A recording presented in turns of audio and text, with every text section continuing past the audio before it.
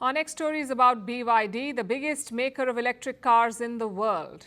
BYD has issued a blunt warning. It is aimed at China's EV industry. It says around 100 car brands in China need to be, quote-unquote, pushed out. That's the term they used, pushed out. BYD says that China's EV market has too many brands and most of them will not survive. Now, this statement was made by Stella. She's BYD's executive vice president. She said, and I quote, about 100 car makers need to be pushed out. And she said this in Munich at one of Europe's biggest car shows. It's quite a bold statement, but it is rooted in simple economics. The Chinese market is overcrowded. There is too much supply and not enough demand. According to Li, even 20 car brands may be too many. And how many EV manufacturers does China have? 129. Most of them are battling for survival. They're slashing prices drastically to do so, and BYD believes it is time to let the weakest fail.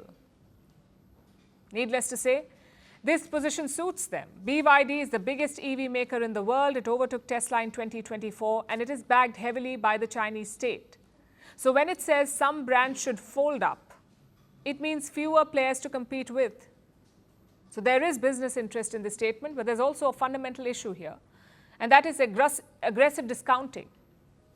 It is fueled by government subsidies for car makers in China. This has led to a full-blown price war, and BYD wants to end that because despite being the biggest, they're not immune to pressure. There's a strain on the company's profits. Margins are shrinking. If the weaker brands were to exit, brands like BYD would have more pricing power and fewer competitors. In fact, let's look at some data.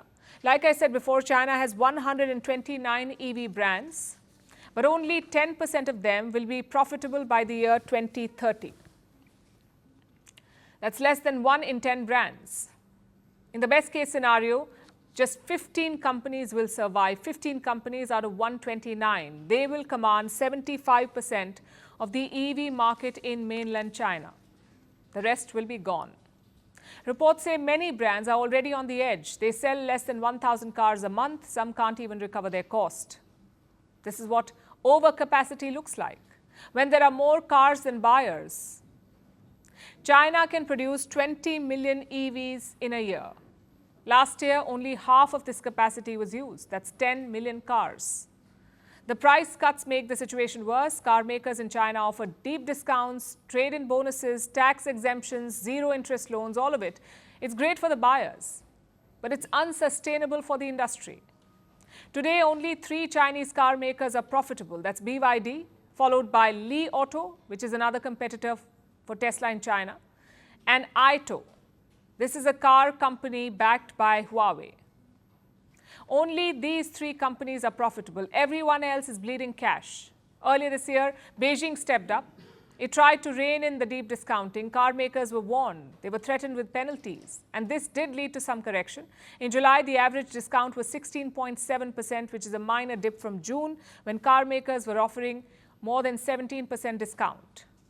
But the main challenge still remains overcapacity. Until China deals with that, the discounts will not stop.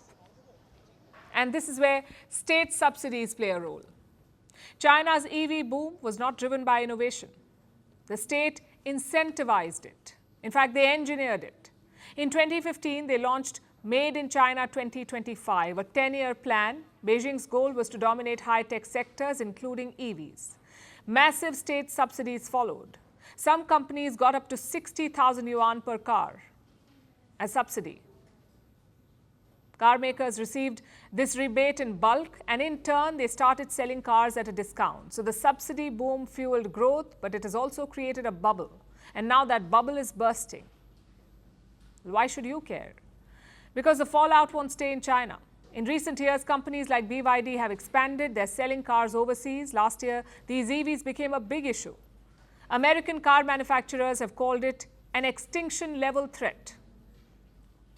Europe has accused China of distorting the market because Chinese manufacturers are selling cars for cheap, and in many cases, they're undercutting their Western rivals on price. The American and European governments took action. They slapped tariffs on Chinese EVs, and the pressure is showing on companies like BYD. They're now offering to build in Europe. We are almost ready to build our cars in Europe, for Europe. Our new factory in Hungary is on track to start making cars at the end of this year. This is the real evidence of BYD staying in Europe. Investment in not only our plant, but also the supply chain. In July, BYD sold more than 13,000 cars in Europe. That's more than Tesla. If they build their cars in Europe, they can keep their foothold, even expand it without the threat of tariffs. But a global push won't fix what is broken at home. China's car market is overcrowded, margins are thin, and competition is cutthroat. And the state has done little to course correct. Firstpost now available in 9 languages on YouTube.